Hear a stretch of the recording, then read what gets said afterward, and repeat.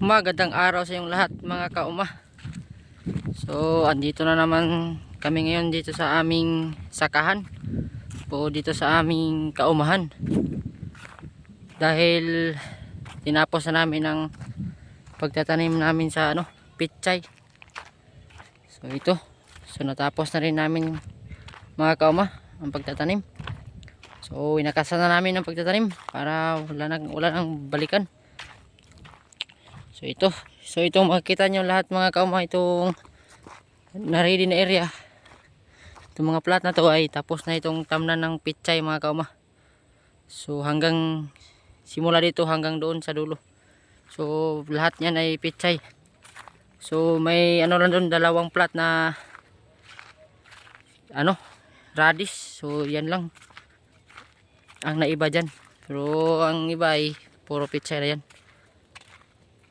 So ito mga kauma, so malawak-lawak itong pinagtaniman namin ng pichay.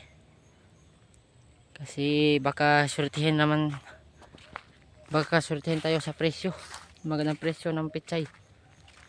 So estimated mga kauma, itong nauna namin tanim, yan yung makikita nyo na kulay green.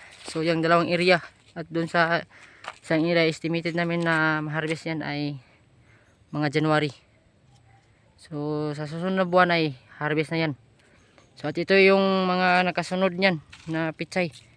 So klarong-klaro na makikita niyo diyan. Ayan So ayan, puro pichay yan. So ito naman naming sayote. So hindi pa namin ito nabalikan sa sa pag-pruning.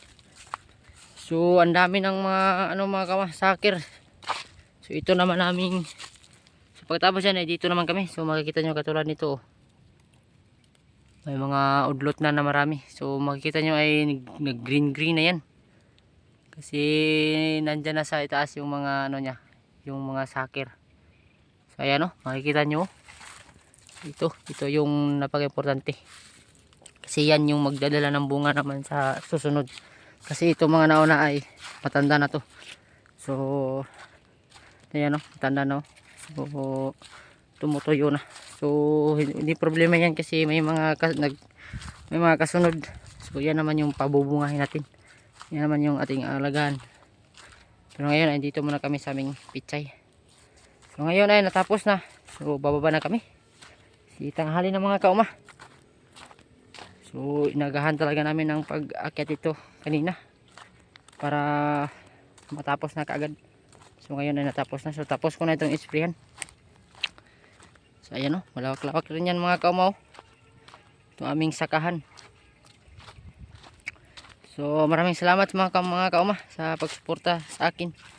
Ito sa aking Facebook page at sa YouTube channel, at may TikTok rin tayo.